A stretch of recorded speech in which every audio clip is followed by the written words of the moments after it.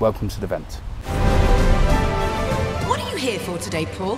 To sing opera. You gotta see this. Ready when you are. Paul, welcome to South Africa. Welcome you. to the event. How does it feel to be here? Well, the weather's better. It's pouring down with rain back in the UK. So I've been sending photographs back just to make them jealous. You've obviously been through some really difficult hardship in your life, whether be it emotionally, physically, or financially. And you never thought you were going to sing again, and now you have a movie about you. How does that feel? Well, normally they wait until you're dead before they make a movie about you, so I had to check I was still alive. It's mad, really. I mean, it's mad to think that 7 years ago I was still selling mobile phones, and now here I am in South Africa with a film, and I would never believe that anybody would have told me then what would happen. Tell us a bit about the making of the film. What was the process like? Did you call them? Did they call you? Or was it an organic process? There was all sorts of talk about it back in 2007. But there's often talk about making a film about this or making a film about that, and rarely did it actually come to anything. The first real approach came in 2008 from Paramount. Then in 2009 they made the decision they didn't want to go ahead with it, and then it went to Weinstein, and they did go ahead with it. And a lot of these things never come to anything, and so I didn't believe it until I actually saw it advertised to be shown. Do you think it's important to capture your story on film as opposed to a book? Because I know there's a book companion to the film, and you could have obviously just stuck to that medium, but why do you think it's important to capture it on the visual medium? Well, I wanted the film to be a comedy. I wanted it to be something that would make people laugh and smile.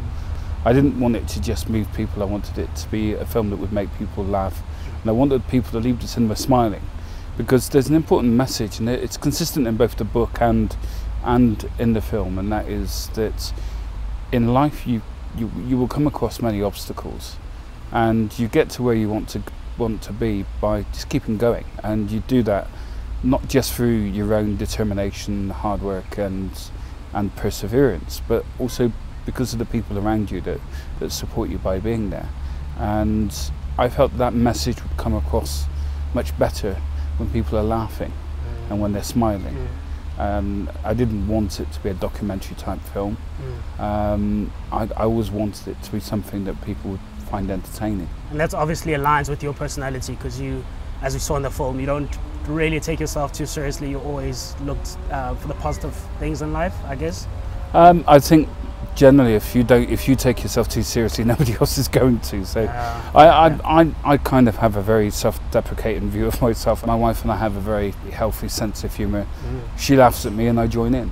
Now, can you tell me about the embarrassing scenes in the movie? It's one thing to live it, but now seeing it again on screen, you're kind of reliving it and seeing it. Were there any difficult scenes that you felt like, were a bit difficult to watch?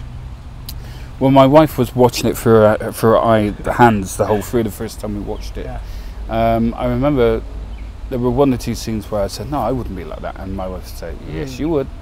And one of them was in the Pavarotti scene where my character asked Pavarotti about his phone, about his battery life, and I said, I wouldn't do that. And my wife says, yes, you would. And of course, being my wife, she's right. Because wives are always right. There's no good arguing with your wife. You might win the argument, but you'll lose in the end.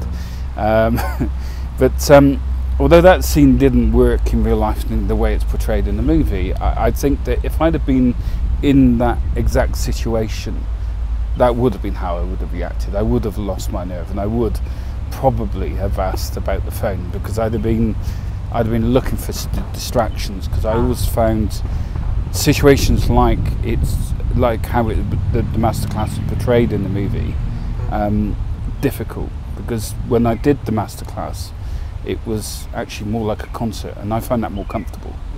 But when it's like an audition and the only people who are watching you are people that know what they're talking about, it's a bit more distracting and more nerve-wracking, and there's every chance that had I been faced with that situation I would have reacted exactly as my character did in the movie. So some creative license was obviously taken, staying close to your your personality? Yeah, I mean they've been very good at getting my personality and how I do things, but the overall shape's right, because even though the masterclass actually went quite well, I didn't go on to sing from that point. I went back to work. I came home, and that dream of being a singer, that dream of being able to say I was a singer and that what I did every day was to sing, was over. So for me, that's where there are similarities again, and that overall shape. It's the dramatic flow of the movie is right. It's a comedy, so it's never going to be religiously